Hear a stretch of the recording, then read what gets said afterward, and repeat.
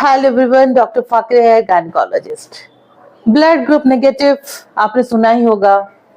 ये भी पता है आपको कि बहुत रेयर ब्लड ग्रुप होते हैं, और अगर आप प्रेग्नेंट हो गए तो आपको बहुत टेंशन होता है। टेंशन लेने की कोई ज़रूरत नहीं है। पहले चीज़ ये करना है आपको, फर्स्ट थिंग कंफर्म करना है अच्छे लैब से कि ब्लड ग्रुप सच में नेगेटिव है। सेकंड, ब्लड ग्रुप हस्बैंड का कराना है, और अगर वो नेगेटिव आया तो आपके बेबी को कोई प्रॉब्लम नहीं होगा। नो क्वेश्चन, आप पूछते हो मेरे बेबी को कोई प्रॉब्लम तो होगा कि नहीं। First pregnancy blood group negative mother, कोई प्रॉब्लम नहीं होता है। Then what is the extra care that we have to give to the mother.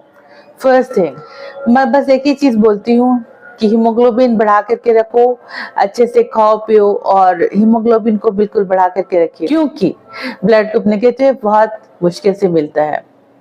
तो अगर थोड़ी सी ब्लीडिंग ज्यादा भी हुई तो आपको प्रॉब्लम नहीं होगी।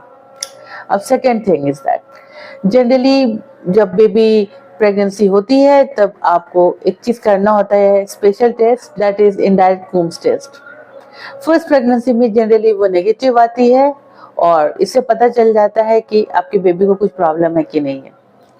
डिलीवरी नॉर्मल हो या सीजर, कोई प्रॉब्लम नहीं है, लेकिन हम लोग डेट ओवर नहीं करते हैं।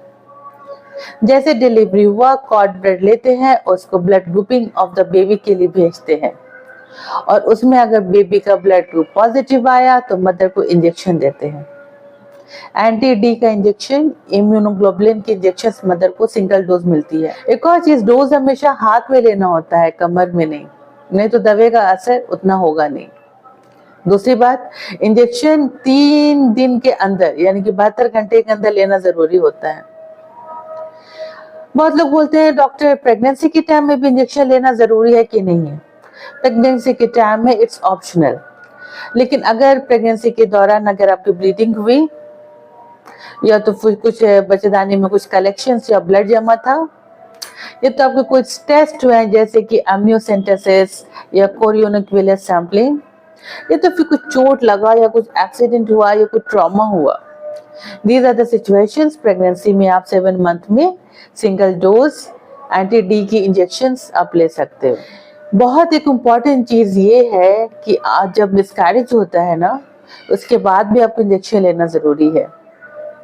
क्या होगा अगर आपने इंजेक्शन नहीं लिया तो डिलीवरी के बाद जनरली प्रॉब्लम हो जाते हैं। वो ये हो सकता है कि बेबी का ब्लड मदर के ब्लड में चला गया और एंटीबॉडीज बन गए। अब कितना ब्लड मम्मी के ब्लड में गया और कितने एंटीबॉडीज बने, वो डिटेक्ट करते हैं हम लोग direct Coombs test, indirect Coombs test है। और जो फर्दर मैनेजमेंट जो ब्लड टेस्ट होता है ICT, इनडायरेक्ट कूम्स टेस्ट, उसी पे होता है, और इसको हायर सेंटर्स में स्पेशलाइज्ड डॉक्टर से ही मैनेजमेंट होती है। वेरी इंपॉर्टेंट, बेबी को प्रॉब्लम हो रहा है कि नहीं हो रहा, सिंपल एक अच्छी जगह से अल्ट्रासाउंड से समझ में आ जाता है। बच्चे को कब प्रॉब्लम होती है? जब मदर के शरीर में बहुत ज्यादा एंटीबॉडीज बन जाती हैं, अगर उन्होंने इंजेक्शन नहीं लिया तो ये एंटीबॉडीज बेबी के ब्लड में जाते हैं और उस बेबी के ब्लड को तोड़ देते हैं।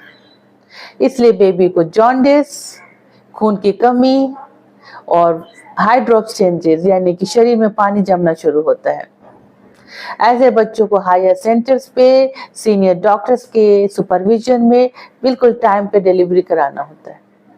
ये थोड़ा सा कॉम्प्लेक्स सिचुएशन हो जाता है, इसलिए मैं एक ही चीज बोलना चाहूंगी कि आप बिल्कुल अच्छे से खाइए पीजिए और हीमोग्लोबिन को बढ़ा के रखिए फर्स्ट। सेकेंड ये कि इम्यूनोग्लोबुलिन की इंजेक्शन, जिसको रोगम की injection, anti D injection delivery की संग संग आप जरूर लीजिए, और मेक इट श्योर कि डिस्चार्ज पेपर में भी वो लिखा रहे, ताकि आपकी जो डॉक्टर्स है जो नेक्स्ट है उनको पता चले कि आपने वो इंजेक्शन लिया हुआ है। कुछ भी सवाल जवाब के लिए कमेंट बॉक्स में प्लीज कमेंट कीजिए। आपका सपोर्ट बहुत जरूरत है। Please like, share and subscribe. Thank you so much.